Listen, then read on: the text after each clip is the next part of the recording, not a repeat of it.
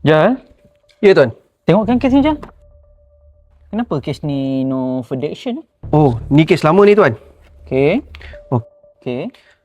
kes ni pengadu tak cukup bukti. So, dia dah tarik balik aduan. Oh. Okey.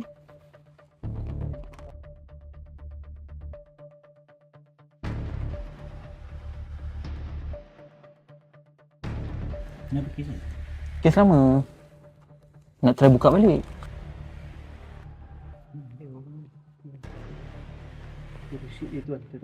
Asyik pembuktian dia tak cukup. Okey. Sekejap, Jal, eh. Baik, Tuan. Tengokkan dulu, eh. Baik. Sikit. Macam mana boleh jadi macam ni? Berapa lama, Tuan?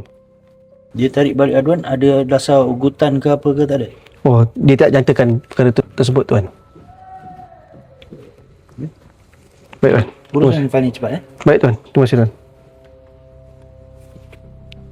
Ada hal? Aku dengar tadi. Kau nak buka balik kes lama tu? Farouk Holding.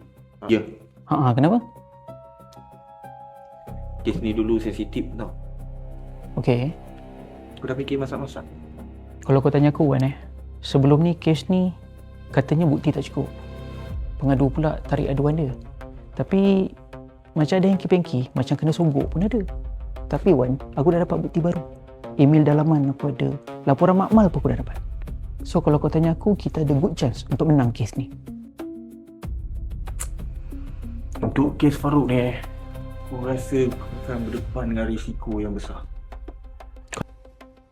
Kalau kau tanya aku, Wan, aku sanggup. Ni tanggungjawab kita ni, Wan, untuk pengguna. Kalau itulah kata kau kan, aku support. Cuma kalau kata kau perlukan apa-apa, just let me know lah. Aku tahu aku dengar, Wan. Okay.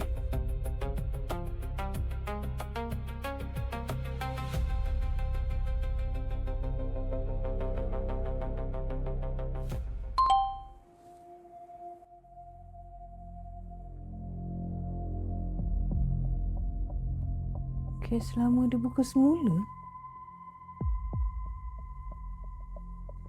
Oh, maknanya aku bukan mangsa pertama.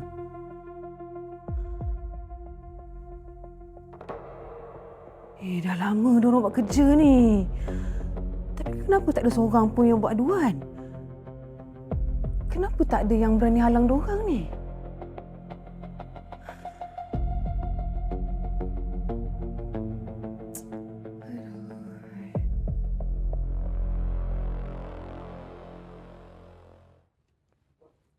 Kes boleh dibuka semula sekiranya ada bukti baru.